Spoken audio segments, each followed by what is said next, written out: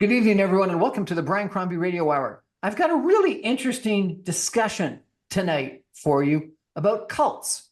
My guest is Phillip Richardson. He's got a really fascinating background where he's really traveled and worked around the world, and we might talk about that a little bit. But because of that, what he's done is he's focused in on understanding cults, both from a religious standpoint as otherwise, and he has put forward a very provocative argument that I've read recently that Trumpism is a cult.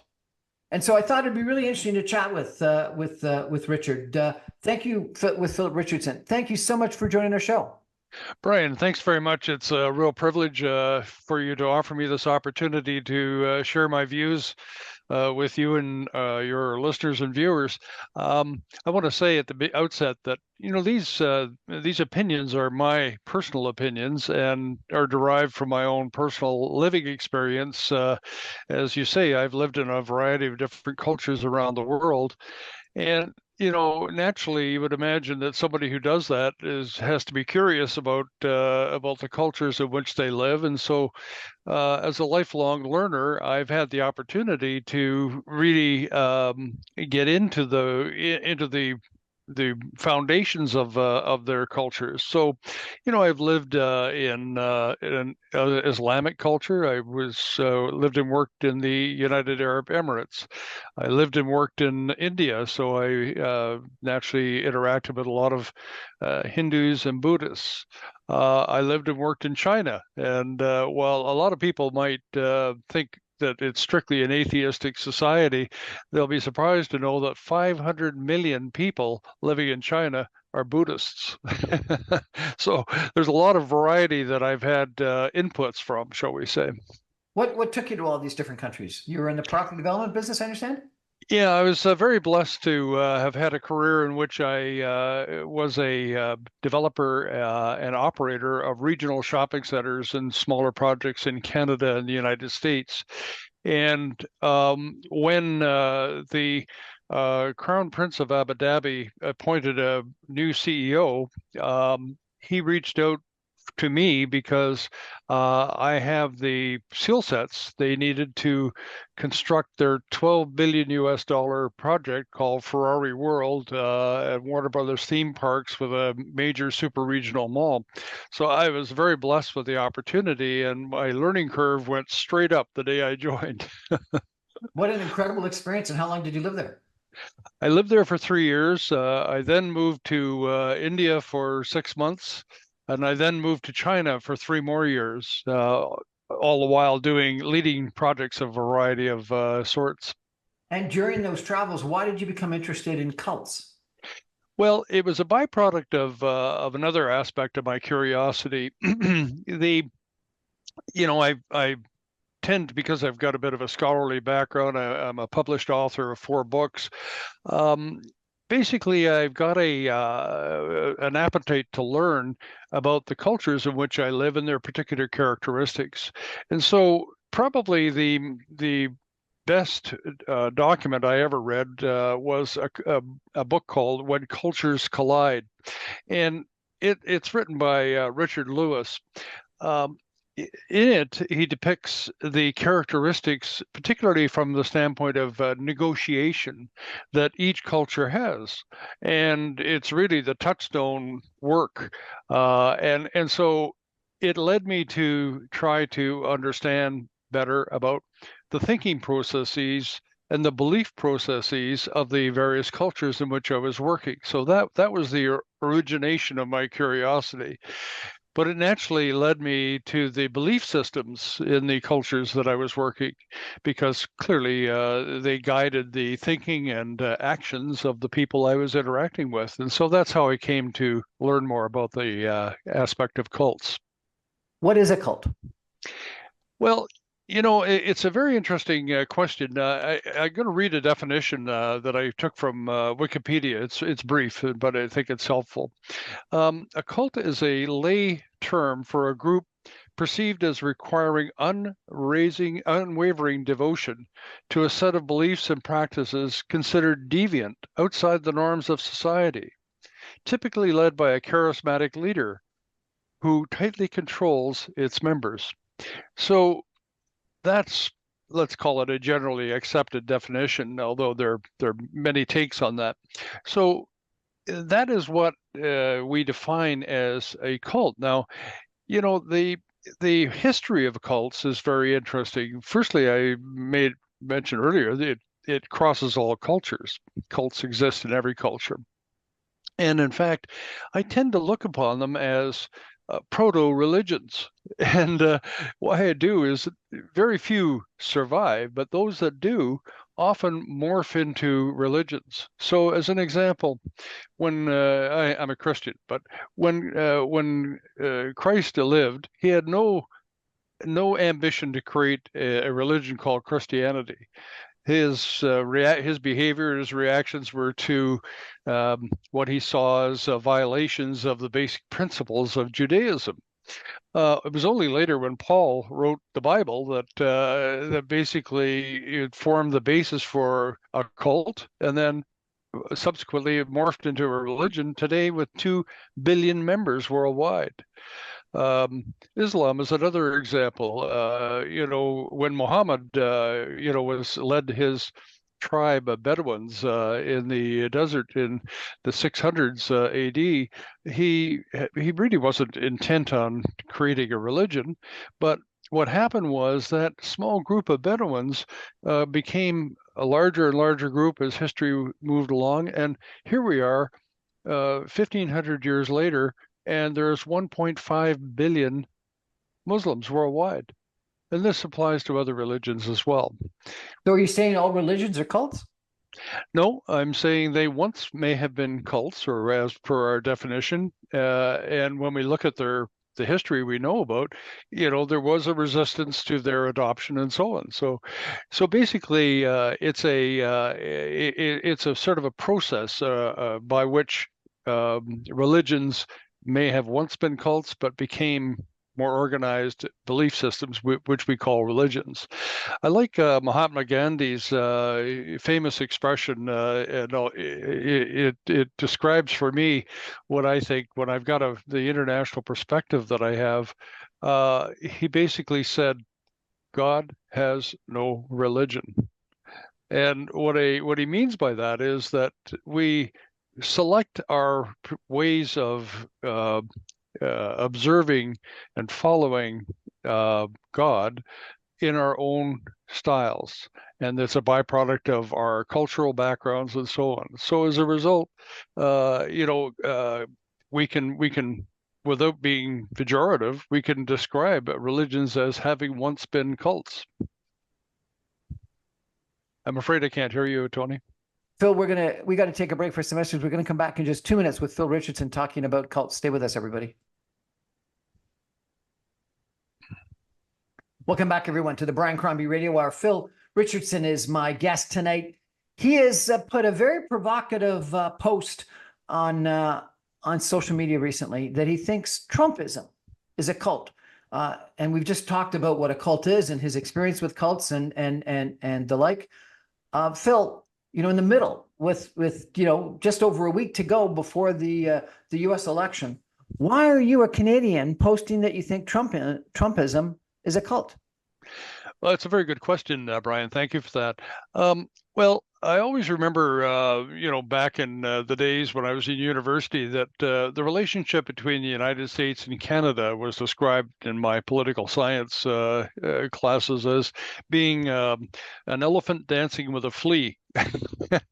And so the flea has to be very vigilant about where the elephant steps.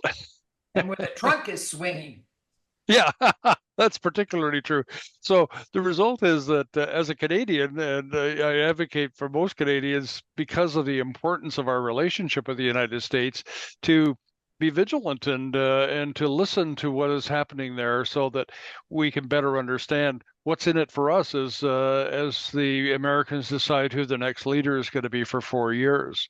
Each one has their own particular take on the Canadian special relationship that they have, and so we need to know what that is.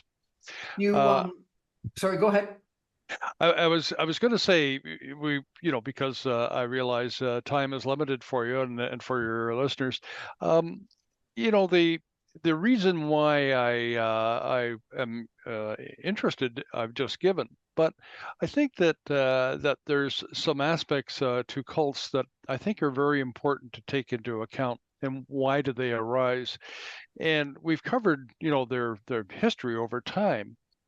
But secularism is a reason for the rise of cults because religion and its followership has declined, and so there's, let's call it, space. But why is it that human beings want to be a member of a group or a cult? Why is it that they want to? Well, there we have some very human traits, and one of the things that I've learned through my studies of psychology is, I have a recent degree in consumer psychology, and the reason why a lot of people choose to belong to the cults of various types is that the origination is tribalism. Back in the day, when people were wandering about in the desert, their main focus was on survival. How do we survive? How do we interact with one another? How do we support each other? And they came in contact with other groups, and when they did, there was often conflict, and that sort of solidified the group's behaviors. And so that's a characteristic that we look at today. It's still in play. It's a very human tendency. And what is it that is at the root of all of that? Well, it's emotions. We might like to say, we follow our thoughts and guiding our actions, but how many times have we said, "Damn, I wish I hadn't done that." And the fact is, what the wish is about is that somebody followed their emotions rather than their thinking about whatever it was that they were involved with. So emotions have a great, powerful effect on our behavior. So, what is it that is in play in the US? Well, I happen to also have a greater number of my family living in the US than in Canada. Many are Americans. Two of my four sons are there with green cards working, and they're in Arizona. So I have a pipeline of information that comes to me that may be different than a lot of Canadians. And so, the fact is that you've got two large groups that historically have gathered together. They're the Republicans and the Democrats. And we know overnight that the polls say that Harris and Trump are tied 47-47 in terms of preference. So it's down to a very small number of voters who are ultimately going to make the difference in the decision that Americans are going to make. So we ask ourselves, well, we look at uh, Donald Trump and his followers and so on, and a lot of people in a popular way try to classify that as a cult. But frankly speaking, if you look at the Democrat side, the argument could be made that they're in a cult as well. And there's a belief system that each group has and that they share and support. So the fact that we care to classify Donald Trump as the leader of a cult certainly has the characteristics that we talked about a little earlier. He's a charismatic leader. He's attempts to tightly control the behavior of his group, and look at the numbers involved. They're huge. 75 million voters cast votes for Trump the last time, and 81 or 82 million for Joe Biden. And this time it's more hotly contested. So, certainly speaking, we can think of this contest that's going on as being cult related. And the fact is, as Canadians, we can't take our eye off the fact that, yep, we have cults too. And we are followers of cults in our own ways. And whether they be religious, which is, one aspect, or in other areas.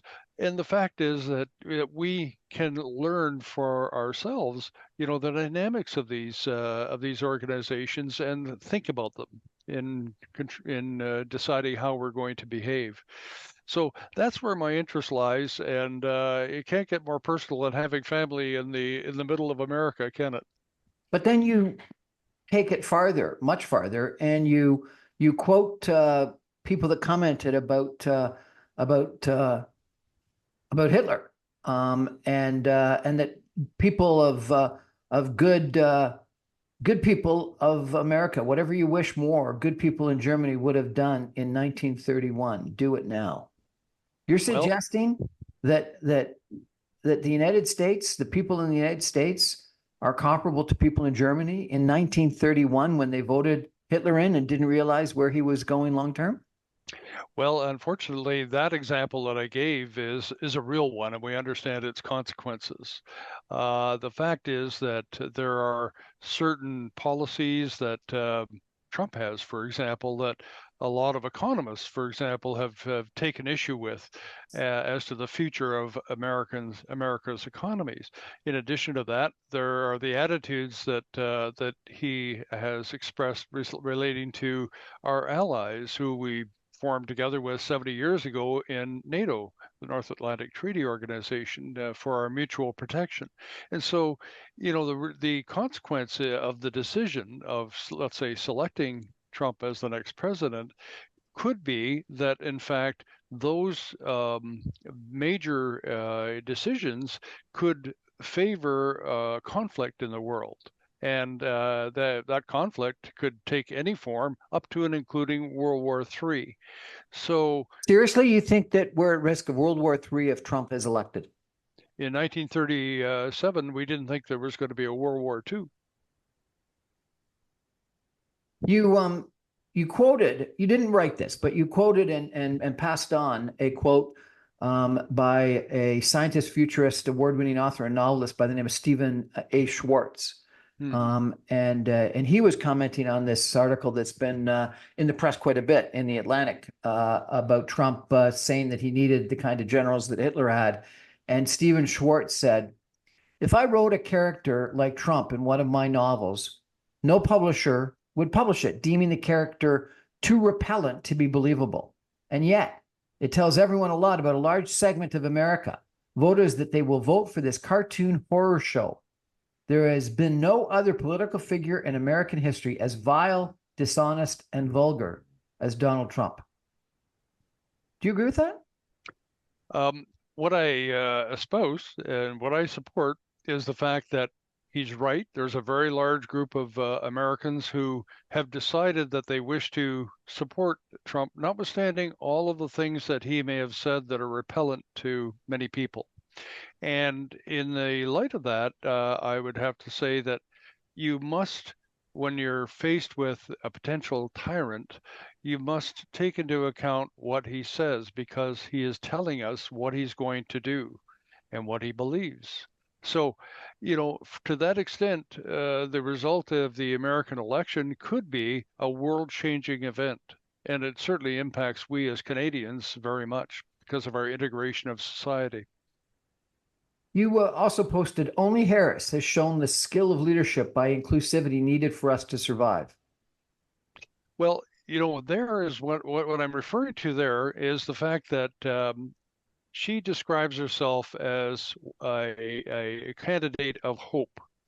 And frankly, what my takeaway is that I would far rather go with hope than fear as an emotion. And I believe that if she follows through with her self-description, I believe that that's going to lead to a better outcome for America and for the world.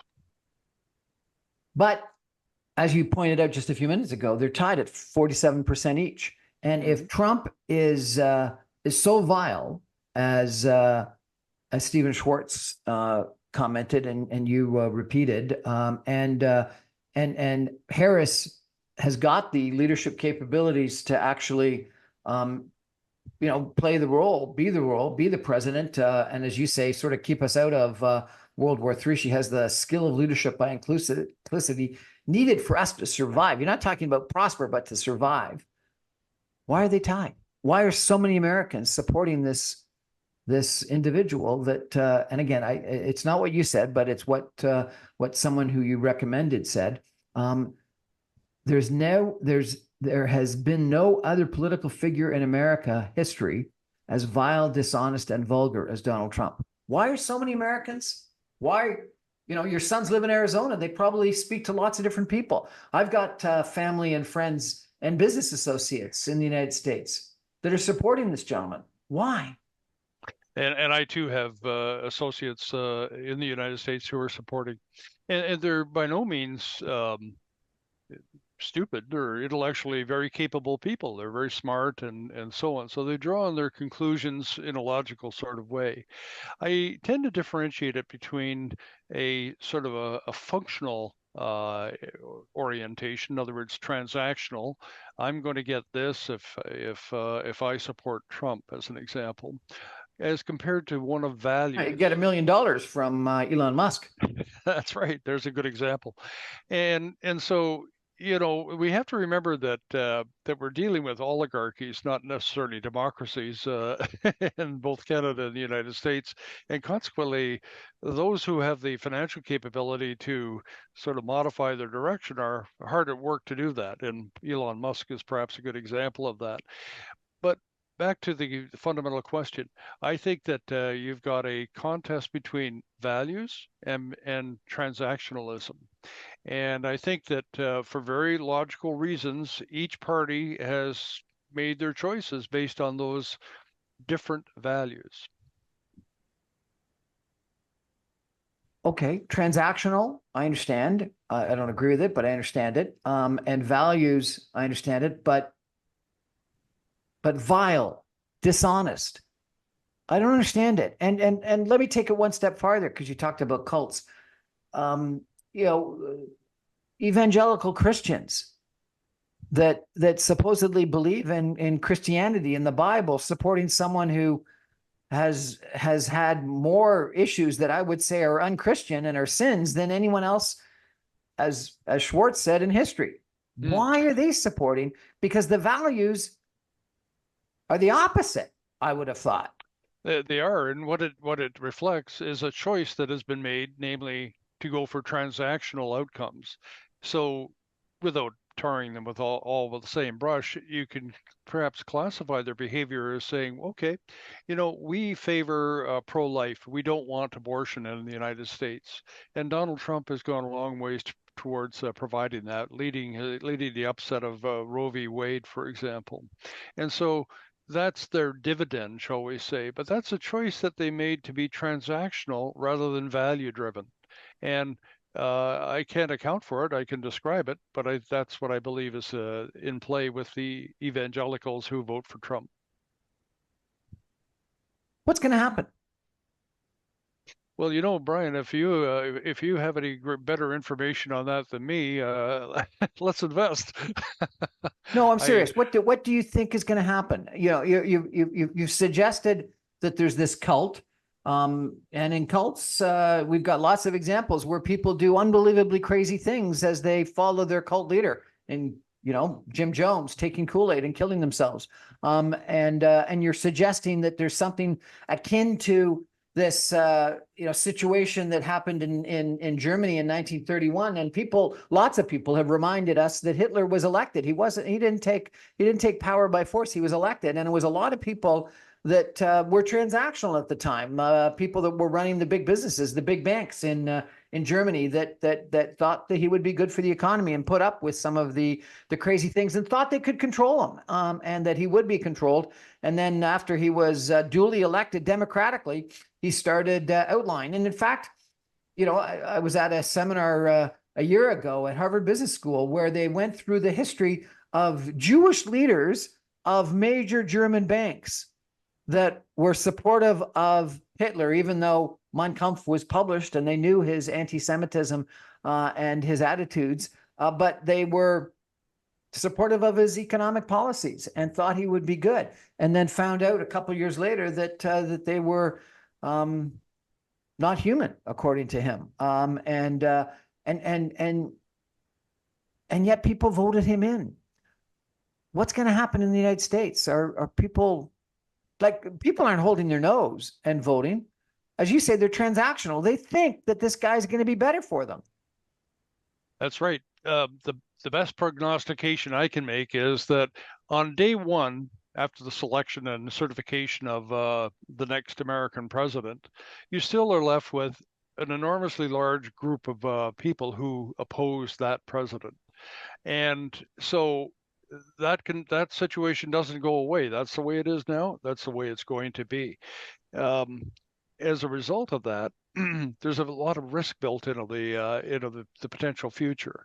One risk is a civil war, and let's not forget, Americans lost more Americans, 650,000, in their civil war 150 years ago, than they did in any foreign conflict. So they're very capable of conducting a civil war, and it would be far messier and much more deadly than that, I would predict. So that's one extreme view, and it ranges all the way down through the spectrum to nothing's going to happen. Well, I don't believe that. And I'm hopeful that it won't arise, that there is a civil war.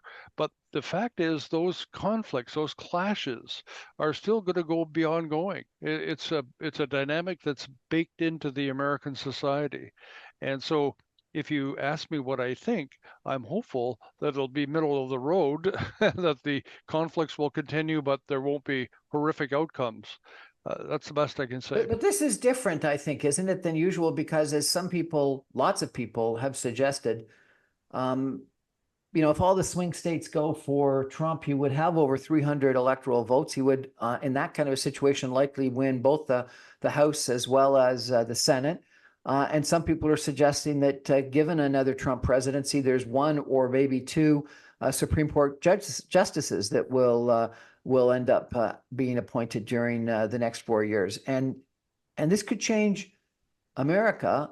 And one of the other posts that I think we'll get to after a break is that in the first Trump presidency, there were guardrails. There were numerous different people in cabinet and in his staff that probably held him back. And the best example being his vice president, Pence, who on January the 6th, at least, held him back from not certifying the election results. Those guardrails probably won't exist in the future. So I come back. What's going to happen? Do you think civil war is a possibility? In the United States, you take a look at these maps that we see on cable news every day. It almost looks like there's two countries, one that is along both coasts and another one that's in the middle. And the one in the middle is less populous, but it's got more electoral votes. Like, what's going to happen? Well, there's been a lot of better authors than me, who have commented on that. Margaret Atwood, for example, in The Handmaid's Tale, has a post-apocalyptic view of the world after something like that event you're describing happens. And so it not only impacts the internal affairs of the United States, but because of its prominence in terms of the size of its economy and generally speaking, its prominence worldwide, you end up with a huge ripple effect on the remainder of the world. In that example, the dictatorial regimes, authoritarian regimes, such as China, Russia, Iran, become more pronounced, more dominant. That's one description of the possible outcome for the world, not just the United States or Canada. On the other hand, if you have enough strength behind a Harris, presidency, you may see a retreat from, let's say, the lack of respect for women's rights that has been characteristic of the last 8 years and the first 4 under Trump, and the restoration of those rights under Biden. So that's where the contest lies. And your point is well taken. There could be a very violent reaction to the selection of the president, or it could be more muted, but still very strong as a current in American politics. Phillip Richardson, this is a fascinating and a very important conversation because within a week, well, actually, we may not know. It may take a lot longer, but within a week, the Americans are our neighbors to the south are going to be voting in an election. And, you know, we hear this over and over again, and it's the most consequential election in history. This one, I think, actually might be. Friday night, there were dueling rallies. And as you talked about, women's right to choose was the issue with the Kamala Harris rally in Houston, Texas, with Beyonce, and I had to watch because I'm a big Beyonce fan. Yeah, me too. I watched also. And then they cut away to Trump in Michigan. And the contrast between those two presentations, those two speeches, those two crowds was frankly shocking to me. And the fact that the elections tied, given that juxtaposition, to me is just amazing, and I don't understand it. And I wish I could understand it better. And you've been helpful in understanding, in putting forward your understanding of the cult-like situation. And I think that's the only way to explain it. We're going to take a break for some message and come back with Phillip Richardson in just a minute. Last week, he put forward a public service announcement, and I'm going to read his public service announcement because I think it's pretty shocking. And it's something that a lot of people are dismissing, which is interesting. And that may go to your 1931 argument that people are transactional, but it's shocking what Phillip has repeated. And I guess my question to you is, why is a Canadian in West Toronto putting forward a public service announcement to Americans, repeating comments that a bunch of different cabinet ministers, cabinet members, and staffers to President Trump have put forward as warnings? I don't know. It's interesting, and yet doesn't seem like Americans are listening. Stay with us, everyone. Back in 2 minutes.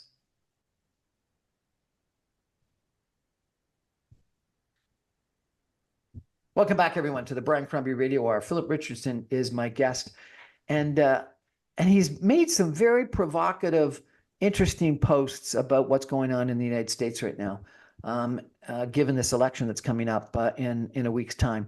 And a couple of days ago, he actually put forward, and this is a gentleman that's lived and worked around the world. He's written about cults, and he's been arguing that the U.S. right now is similar to 1931. Which, I don't know whether he's right or wrong, but it's an interesting argument that he's making, and a scary one, where he's saying that people are being transactional rather than values driven and thinking about what's good for them economically, not being conscious of or aware of the risks that voting a certain way will produce. And let me just read you this because it's really interesting. Written by Phillip Richardson, our guest tonight, a public service announcement. To anyone trying to discredit U.S. Marine Corps General John Kelly as disgruntled, know that he is not alone. Here are quotes from the people who know Donald Trump the best. Mike Pence, Trump's vice president. It should come as no surprise that I will not be endorsing Donald Trump this year. Mark Esper, Trump's Secretary of Defense. Trump is not fit for office because he puts himself first, and I think anybody running for office should put the country first. John Mattis, Trump's Secretary of Defense. Trump's use of the presidency to destroy trust in our election and to poison our respect for fellow citizens has been enabled by pseudo-political leaders whose names will live in infamy as profiles in cowardice. Donald Trump is the first president in my lifetime who does not try to unite the American people, does not even pretend to try. Instead, he tries to divide us. John Kelly, Trump's chief of staff. Trump is a person that has no idea what America stands for and has no idea what America is all about. He's a person who admires autocrats and murderous dictators, a person that has nothing but contempt for our democratic institutions, our Constitution, and the rule of law. Mark Milley, Trump's chairman of the Joint Chiefs of Staff. Trump is a wannabe dictator. We don't take an oath to an individual. We take an oath to the Constitution, and we take an oath to the idea that is America, and we're willing to die to protect it. John Bolton, Trump's national security advisor. There will be celebrations in the Kremlin if Trump is elected in November. Putin thinks that he is an easy mark. Donald Trump wants Americans to treat him like North Koreans treat Kim Jong-un. Sarah Matthews, Trump's deputy press secretary. Trump helped incite a deadly insurrection on our nation's capital. Anthony Scaramucci, Trump's director of communications. Trump's going to make things rougher for people. He has already said he's going after his adversaries using the Department of Justice. When someone's telling you they're going to flex and be a dictator on day one and go after their adversaries, this is against the 200+ year experiment of America. Elisa Farah Griffin, Trump's director of strategic communications. The reason that I cannot in good conscience endorse Donald Trump this year also has to do with the fact that he is walking away, not just from keeping faith with the Constitution on January 6th, but also from a commitment to fiscal responsibility, a commitment to the sanctity of life, a commitment to American leadership in the world. Bill Barr, Trump's Attorney General. I have made clear that I strongly oppose Trump for the nomination and will not endorse him. H.R. McMaster, Trump's National Security Advisor. It would be terribly divisive for our country for Trump to run again. And you finish by saying, take it from those who know him best. Why is a Canadian writing a public service announcement? Well, thank you for that question. It's an important one. As I mentioned earlier, the relationship between Canada and the United States historically is like that of an elephant dancing with a flea. And so the flea has to be pretty aware of where the elephant's placing its foot so it doesn't get stepped on. And so it's incumbent on us as Canadians to be very well informed as to what is happening in the United States and why. Because our relationship is so important. Until only a few years ago, where we were each other's historical world's largest trading partners. We're still, in the top three. China's in there now, but generally speaking, the importance to Canadians is absolutely palpable. It's fundamental for us. So that's the explanation for why I'm drawing attention to these kinds of pieces of information, not only for my Canadian friends and colleagues, but also I'm posting these on LinkedIn, and I have a worldwide following. I have 6,000 followers, of various types worldwide, and many are in the United States, many are elsewhere, in Europe, in the Middle East, in China, in India. So, I'm expressing an opinion that is reflective of the concern perhaps I have for nations of all the world, in addition to Canadians' best interests. So that explains why I'm doing what I've basically been doing and will continue. The fact is that we must pay attention to these factors, and I like testimonial advertising, shall we call it. Here are testimonials of people who have had daily interactions with Donald Trump and who have basically formed their opinions based on that. I think these are relevant statements that we should pay attention to.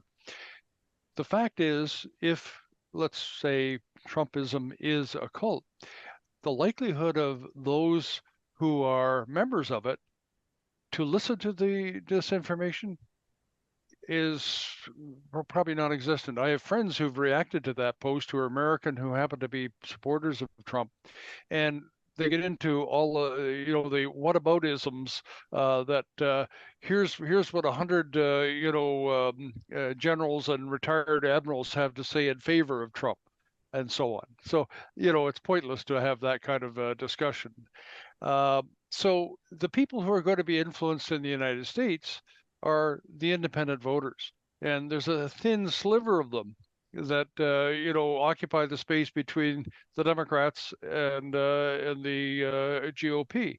So they are the swing voters, and we've heard more than enough times about the swing states, which will have an impact on the electoral college results, which is the final determiner of who the president is going to be. So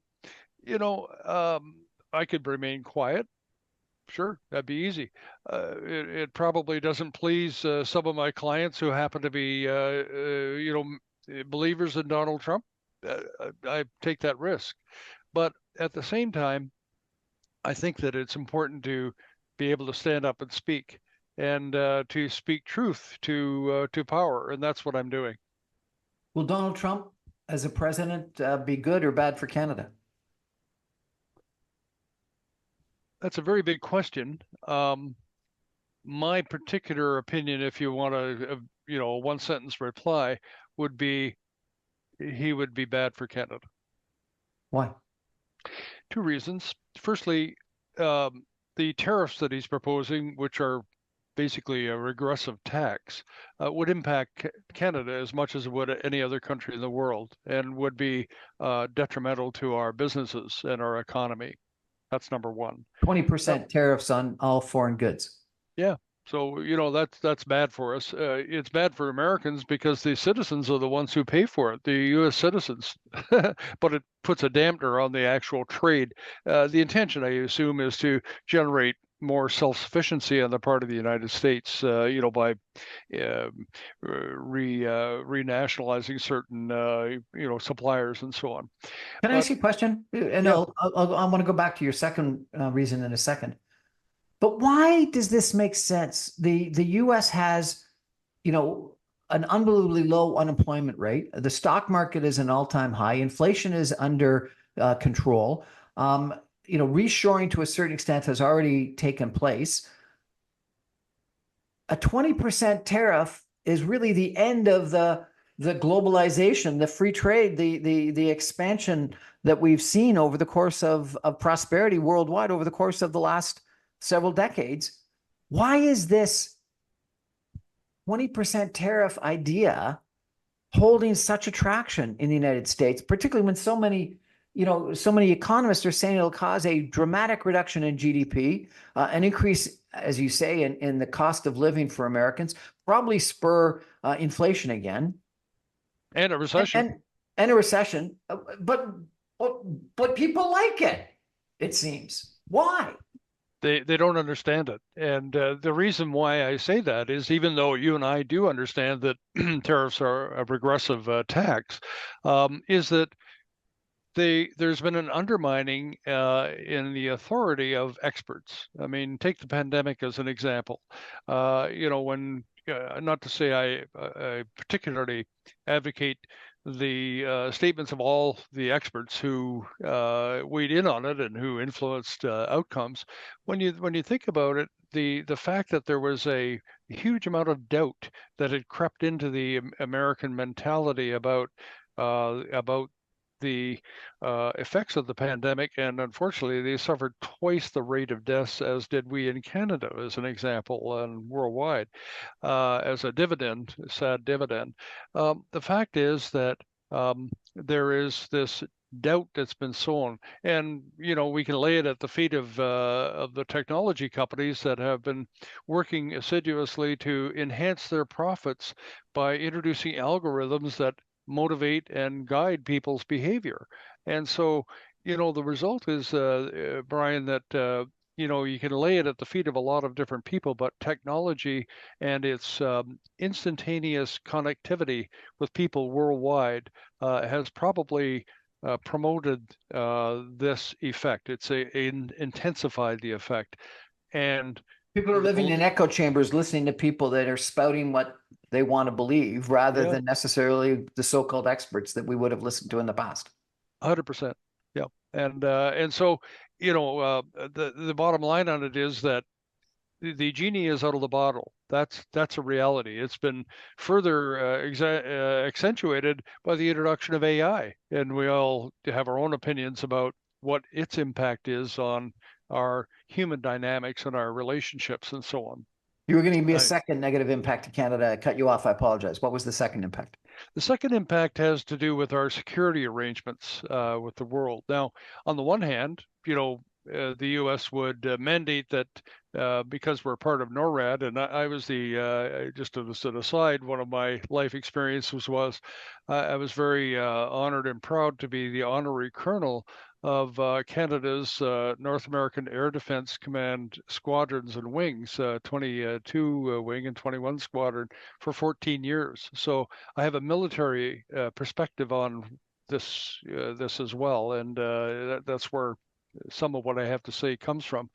We'll be required to contribute the 2% that was the mandated, percentage that was to be provided to NATO, which we failed to provide for decades, notwithstanding the fact that we signed an agreement to do it. So let's call that a positive. The negative is that the reliance that we've had on a lot of our allies today is going to be weakened, particularly if Trump follows through with his threat to abolish their participation in NATO. They're the main supporter of it, and the main financial provider. So I get the motivation, but I think it's very short-sighted because it's those alliances that have strengthened us to the degree that we can resist the authoritarian regimes such as we see in China, Russia, and to a lesser extent in Iran, um, and has made us sufficiently strong to do that. That will weaken, and that will be bad for Canadians.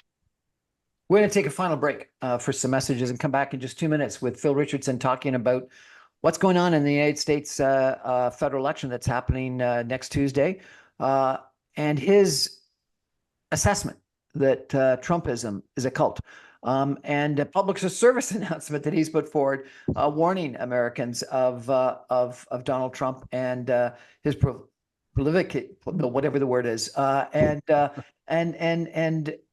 comparing the current situation to 1931 in Germany, where a lot of people voted for Adolf Hitler, not anticipating, not thinking about, not reading what the guy was saying he was going to do, thinking that they were going to be able to control him, thinking that they were entering a transactional situation and were going to get some economic benefits, but be able to control his worst tendencies. And things turned out a little bit different than they were expecting. Stay with us, everyone. Back in 2 minutes.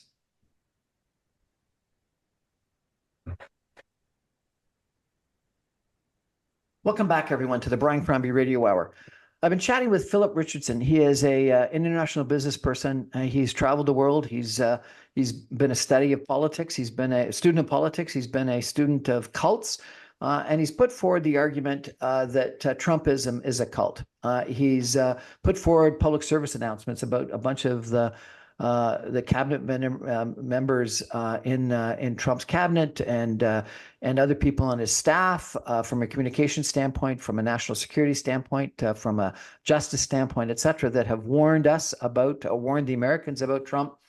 And he's also referenced historians and political scientists that have warned the American people about Donald Trump. And he's compared it all to 1931, where people in Germany voted in Adolf Hitler, not reading Mein Kampf, not reading the speeches, not believing that he was going to do what he said he was going to do. And he's saying that effectively Americans right now are being transactional, just voting for what they think is going to be their economic benefits or their right to life benefits that they perceive, rather than thinking through the dictatorial, authoritarian, fascist, some people would say, beliefs that Donald Trump has and the activities that he has actually said out loud. I'm going to be a dictator on day one. I got to ask you, I'm spending the week on business in the United States. I'm going to be in Florida, Dallas, and Texas, and Kansas, dealing with business people. And a lot of those business people are supportive of Trump. And, are making a lot of the arguments that you hear from people that are supportive of Trump, and are completely dismissive of the arguments, Phil, that you're making and the warnings that have been made.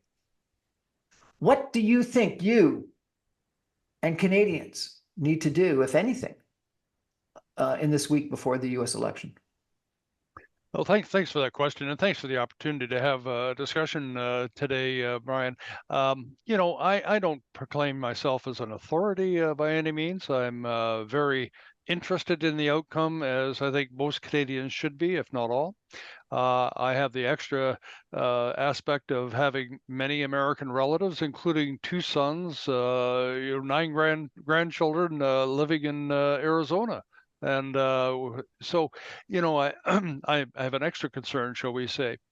So that's my background. But my simple observations are that I believe that when a tyrant says why it is they want to become a tyrant, we should listen to them. And it was very true, as you said, of Adolf Hitler. He said what he wanted to be and wanted to do, and he became that for a time, and it was not resisted.